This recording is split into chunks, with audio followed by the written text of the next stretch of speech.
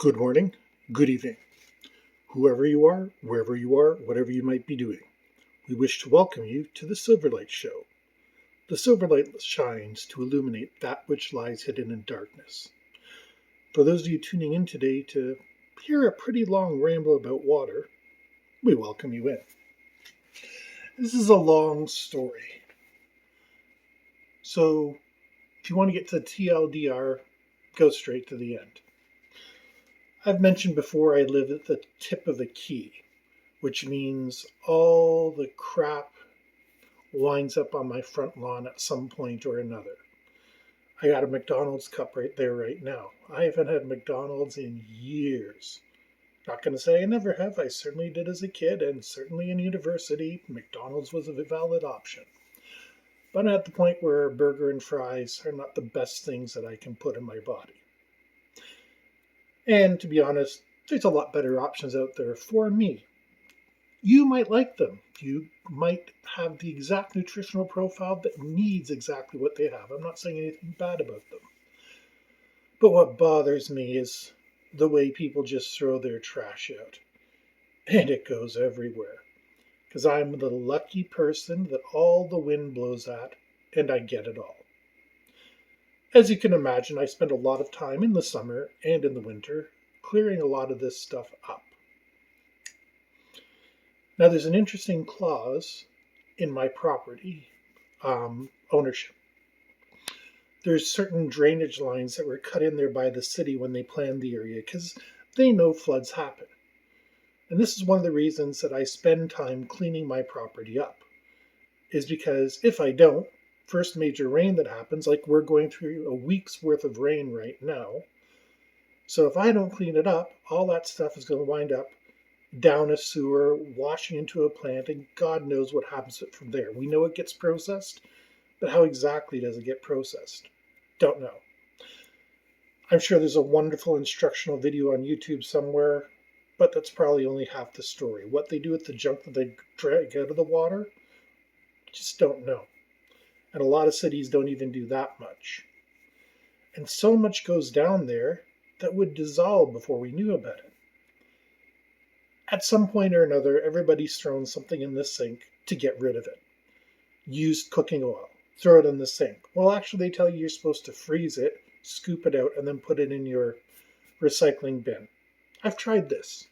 Freezing cooking oil and getting it out is a chore and a half. Once you get it in the bowl, it's not pleasant to get it out, and then you're still wind up with some left in the bowl, so it's going to wind up going down the drain one way or the other. But that's crap going in there that doesn't need to be there. People get medication and it doesn't work for them. You're supposed to take it back to the pharmacist. Now, I know people are creatures of habit, and you're not used to taking things to a pharmacist. And I don't really know what a pharmacist does with it. Like, if you had a medication, would they give it out to another customer? I mean, if it's heart medication and it's in short supply and you just return some, the person needs it, I can understand why a pharmacist might decide to repackage it, even though who knows what your situation is.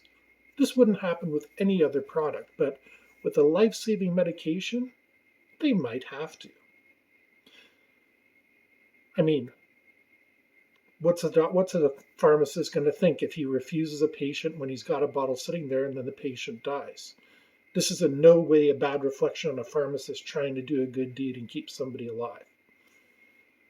But, again, a lot of medication goes down the sink. My wife and I butt heads about expiration dates all the time. Strangely, she will eat something that's been out on the table for 3 or 4 days, but if a bottle of pain reliever says it's past its best date, she gets worried about it. And I point out on a lot of these bottles of water, not these ones in particular, they have a best before date. Yeah, water that's been on this planet for 4 billion years and has been around for probably about at least 13 billion years since the beginning of the universe, expires in a couple years. It's nutty to think about. But it's true, they have expiration dates on water. Now, medication I can understand, and from all the research I do, And again, this is strictly speaking about over-the-counter stuff that you would buy. Um, let's keep it to, headache relief, joint relief, stomach relief, the basics, the stuff that you can walk in. You don't even need to talk to the person. You pick up a bottle and walk out. From what I understand, that stuff doesn't actually go bad. It gets a little bit less effective, but I mean, if you were living after a nuclear war and you found a bottle of Advil from 1989, you have a headache, you're still going to be able to take it and get some effectiveness out of it. The point of this is, so now we got trash, we got grease, and we got medication all being swept down the drain. Then let's consider what else people do in the bathroom. Just keeping themselves clean. I mean, they're putting chemicals on themselves, dyeing their hair. What do they call it when they strip the skin so that it's not abrasion? The words escape me at the moment. Shaving cream, all that stuff is going down the sink. Whatever filth and sweat you have is going down the sink. We don't think about it. It goes away. Not a problem. Well, it is. Despite the fact that 3/4 of this planet is covered in water, I would have to say 9/10 of that water is probably polluted. Not only with the beer rings and the plastic cups and all the various things I've mentioned, but in terms of toxic chemicals. And then it occurs to me that this is a recurring loop. That water eventually flows out to an ocean somewhere, or it evaporates. One or the other, the water eventually winds up getting cycled. So those chemicals are winding up in our air as well. That's a disturbing thought. All that junk. Yes, if you took all the humans in the world and put them in the state of Texas, they would have a mile or two each to themselves. So proportionately, we don't take up a lot of space, but we do a lot of damage. If you've ever seen the Earth from space, you'll notice that the atmosphere is a thin ribbon just on the horizon. Go to nasa.tv. They usually have some sort of feed from the International Space Station. You can see that little tiny shell that surrounds the Earth. And that's all we have to live in. The water makes up a huge portion of that. But for the most part, we're out there, we're drinking, we're smoking, we're peeing, we're pooping, we're doing all sorts of crazy things to ourselves. And Earth is only one place. It's the only Earth we have. Yes, some billionaires will be leaving Earth shortly. I'm withholding comment there because I believe I've covered it elsewhere, but my opinion remains my own. Until we become a spacefaring species, which won't be for some time. I mean, the first people going to the moon and Mars to live there are going to be excited. They'll be the first. But after that, once the novelty wears out, it's going to be like the 17th, 18th century where they had to press gang people and people who were in debt would sign on to work off their debt and all sorts of things. It's going to be the same way for the colonies. The first batch of people that get there are going to be excited. And then after that, it's kind of going to be, I won't know anybody there. To give a message, to talk to my parents takes 3 minutes for me to say something and them to hear it. There's all sorts of disadvantages to living far away. Now, there are people who want to live far away from everything, but they tend to be introverted and isolationists. It's hard to build a community out of isolationists, especially if you're going somewhere like Mars, where you need a strong sense of community to hold everybody together. Because on Mars, you will have to watch how much water you're using. Yes, you can probably drink as much as you feel like, but washing might not be the same as it is on Earth. We don't know how much water exactly is on Mars. We think there's a lot, but we've never really looked for it. And this is why water, even though scientists come out and tell us there's more and more of it in the universe, is still one of the most scarce things possible. Yes, there's water on a lot of Jupiter's moons, but you got to dig through a mile or two of ice just to get at it. And that's assuming you got a spacesuit and a spaceship to back you up to do that. There's water everywhere, but as the old saying goes, not enough to drink. Kind of got on this rant because I was working a three-way deal. I was trading some collectibles I had to one guy, and I was going to trade that for a 3D printer. I had this idea I was going to make little toys and, sell them to children for whatever they cost, plus a little bit extra for my time. And who knows, might have actually given me a little empire. But the deal fell through for reasons that are nobody's fault. To be honest, he was trying to charge me extra and not give me a warranty, and I was saying I didn't like that. So because I'm a cautious person, I backed away. Not saying the gentleman I was dealing with does anything wrong, but you can't help it. Out of 100 machines, one's going to be defective no matter what. It's just the way of things, the way of the force. So if I'd given him my hard-earned money that I had just swung a major deal for to get and walked away with a broken printer, I would have looked pretty stupid. I didn't say that to the gentleman. I just said, okay, we had a deal, but the specifics aren't working out to my liking, so let's shake our hands and go our separate ways. And then I decided the 3D printing idea, it's a lot of work. You got to get in, do design, do all this sort of things. That's when I decided to start brewing my own beer. Now, I've got the supplies ordered, it's all coming. But the funny thing is how much water it takes to brew beer. I mean, I got one of the 5-gallon kits. And think about how much 5 gallons is. I'm going to convert that all into beer, which my body is going to convert into pee. And the pee is going to go back into the ocean, etc., etc., etc. But the part that really got me thinking about this was I was in the military, I was gone camping all over the place. I know how important it is to keep your canteen clean. Just like it is to keep your glass clean, your bottles clean, all those sorts of things clean. And I was reading in this one place, now, they might have been pulling a sales job on me, but at the same token, they seemed pretty sincere. And they were talking about bleach. And they're saying, oh, don't use bleach on your bottles, your keg, whatever. We'll sell you this special beer cleaning agent. I haven't seen what it is yet. Apparently I'm getting a small amount, but whatever's in the starter kit. Don't know. It's going to be an adventure when it gets here. This is my next step of life.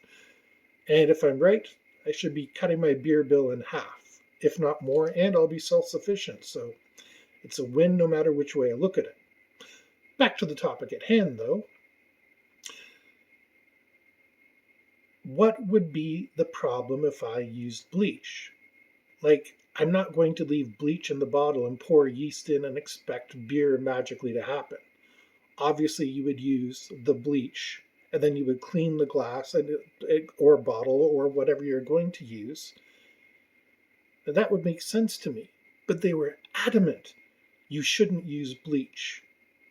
So I went online because I've read a lot of survival manuals in my life, and they say a couple of drops of bleach in water, like 8 drops per gallon, is beneficial. It kills the bacteria, the viruses, all the nasty things in the water that you don't want, and it's fine if you drink it at that point.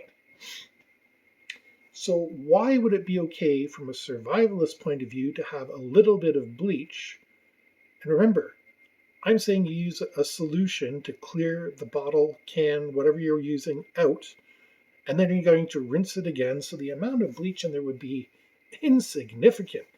Again, it's going into the ocean, so it's not an ideal choice. I never started thinking about this until I looked at this compound, which I don't know what it is. Whether it's organic, whether it's natural, could be sand for all I know. You take anything and scrub it with sand long enough and it will exfoliate, there's the word I'm looking for, all the grime and germs and stuff off of whatever container it is. So whatever this mystery substance is that's better than bleach will be entering my house shortly. And my water supply by default. I'm just curious. If bleach is so bad, why is it sold in every store? And I mean, usually there's a shelf full of it, and it's a whole thing of just different kinds of bleach. Your Javex, your Clorox, all those sorts of people, it's a whole shelf full of bleach. That indicates to me people are buying a lot of it. And it's an excellent cleaner, especially if you have clothes. It gets them squeaky clean. No colors, no mess, no nothing. I've had a few incidents, as you can tell. But if bleach is that toxic that it would ruin beer, or even if it would ruin the taste of beer, we use it on everything. Well, not everything in our lives, but think about how many times you go to clean something and you use bleach on it. Windex. Okay, Windex is an ammonia. And yeah, never mix ammonia and bleach. That's a horrible idea and you will regret it. But again, how much of this stuff that is going down our drains? And just look at the supermarket next time you're there. How much is stocked up? It's comparable to the toilet paper aisle, which is another thing that goes down the drain in huge amounts. Our water, they already say there's a big garbage patch in the Pacific Ocean and a big one in the Atlantic Ocean. One day I'd like to see something done about that, and how, in a time when we need to be developing infrastructure and nobody's looking into this, defies my imagination. I mean, if billionaires have money to waste going to space, and I'm saying waste in a bit of an insulting fashion, I don't mean to insult them, but the fact is it's really a big ego project for them. You know, Jeff Bezos is trying to be the first one personally into space, while Elon Musk is trying to be the first one personally to Mars. All fine and dandy. But they're leaving behind a planet that's in pretty dire straits. Now, I'm not really on board with global warming, which a lot of people in this summer heat are probably yelling at the YouTube channel right now. How can you say that when these are the highest temperatures, blah, blah, blah, etc., etc. Well, I say that because we get the highest temperatures ever on a regular basis. We've had a good last couple years. Haven't had a lot of really hot days. This year is one of the hot years. And there's a cycle. You get a couple hot years, couple cold years. It's the way of things. I'm not particularly worried about it because the last time the earth warmed up, the dinosaurs were running around. Trees were growing. It was wonderful for life. Not so wonderful for our form of life, but a lot of other forms of life, like lizards and plants, love it. CO2 in the atmosphere. Trees love it. Back to the water, though. There will be more water if the ice caps melt. If they do. And again, I'm sure this is part of a longer cycle that we just simply can't see because we're arrogant enough to assume everything is the same way it is today. We know the ice caps have come and gone many times. They've even overwhelmed the Earth at certain points. Earth has been an ice planet in the past, but life survived. Not life like you and I, not life like cats and dogs and dinosaurs and dolphins, but life managed to survive those horrible times. The only difference is, as human beings, we have the mental and the physical capacity to do something about it. The first thing we can do about it is the old reduce, reuse, recycle. These two bottles, I've had them around for a while. I think they might have actually appeared in a previous video. But I haven't even opened them, and when I do, I have no problem with refilling a bottle. The bottle is at work, I've probably reused 100 times. I do clean them, but at the same token, they've been reused hundreds of times. And then I put it in the recycling. The problem is the recycled stuff apparently goes nowhere. And people aren't doing anything about that. It's winding up in landfills. Landfills eventually leach out into the groundwater, and the groundwater goes where? The ocean, the lakes, the rivers. So we get to drink this lovely plastic again in a couple hundred years. Well, that was the glass. It's the plastic on the sides that you guys can't see. That would be where I'd say we need to concentrate our efforts. I mean, we have First Nations reserves that can't get water. We have cities like Flint, Michigan that can't get water. This is 2021, not 1871. And for all our ability, the fact that these places can't get water is honestly depressing. On other channels on YouTube, on occasion, you will see that there's this one person that keeps trying to get their videos on YouTube, and she's a woman, I'm going to guess in her 20s and 30s, and she goes out to the local river, whatever she can catch, be it, a snake, a fish, whatever it is that particular day, and she cooks it in a traditional way by the riverside. The river's flowing by, and I mean, it's some angry looking water, but at the same token, that would be the type of water you would take home, boil it, and be able to drink it. Are we able to say the same thing about the water we are drinking that's been processed? We know chlorine goes into it. Chlorine is a type of bleach. We know all sorts of unspeakable things go into it, like fluoride. And that's what's coming into us. It doesn't only just go into our bodies, it goes back out to the ocean because nobody takes that stuff out. We would need to build massive distilleries to take the toxins that we are putting back into the ocean and isolate them somehow. From there, I have no idea what you do with them because it's probably back into the landfill, which means back into the groundwater and back into the ocean. So if we have one legacy we need to leave for ourselves, for the future, for the planet, leave the global warming aside, leave all the conspiracy theories aside, but the one thing we do need is clean water. There's so many places where water is scarce. And I'm a person who loves to drink a lot of water. Don't drink coffee, I drink a little bit of tea, I drink a little bit of beer, I drink a whole lot of water. So in my case, there's a lot less processing going in. But it's the same amount of processing coming out of me as anybody else. So I can't really act like I'm holier than anybody else. The fact is, we have to really start thinking about water.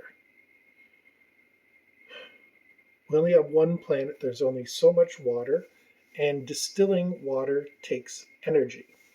Yes, we can put up solar distilleries and boil everything without actually expending electricity, but that still takes resources, time, and most importantly, initiative. Someone has to come up with the idea, someone has to come up with the money, someone has to get it pushed through government, get the permits, and be able to build it. Notice the dead silence. No one's doing it because no one's thinking about the water. Everybody's worried about the pandemic, everybody's worried about all the other things going on in the world, but nobody's caring about the water. So I leave you with this. If we want to be citizens of this planet, which we're going to be for quite some time, we need to take care of our water. Period. The end. We need to think of better ways to filter it for ourselves to drink. We need to think of better ways to purify it for it to be put back into the environment. And for pity's sake, we need to get water everywhere. It's supposed to be a basic human right. But not everybody has access to clean drinking water. And that's a crying shame. We wish to thank you for joining us on the Silverlight Show today. As always, it would be much appreciated if you'd leave a like, subscribe if you haven't, and as always, if you buy one of our books, the proceeds go directly to helping Silverlight out. Thank you everybody for listening, and we hope you have a wonderful day.